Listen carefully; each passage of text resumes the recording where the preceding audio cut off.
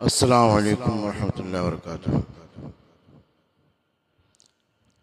তালা খুলতে গেলে চাবি লাগে। চাবি ছাড়া কোনোদিন তালা খোলা যায় না।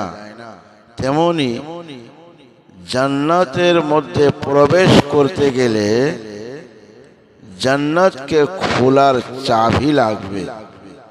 আর জান্নাত খোলার চাবি হচ্ছে নামাজ। তাই শুনুন পবিত্র হাদিসে পাক, عن جابر بن عبد الله قال قال رسول الله صلى الله تعالى عليه وآله وسلم مفتاح الجنة الصلاة ومفتاح الصلاة الوضوء। হযরত জাবির ইবনে আব্দুল্লাহ রাদিয়াল্লাহু তাআলা আনহু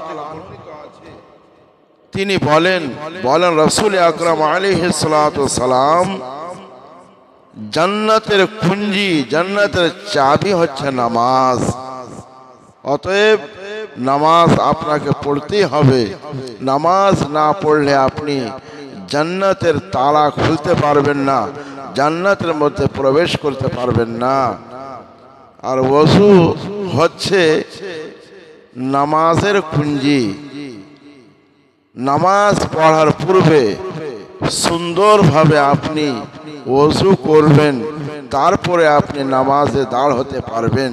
তাহলে বোঝা গেল যে ওযু হচ্ছে নামাজের কুঞ্জি, আর নামাজ হচ্ছে জান্নাতের কুঞ্জি বা চাবি।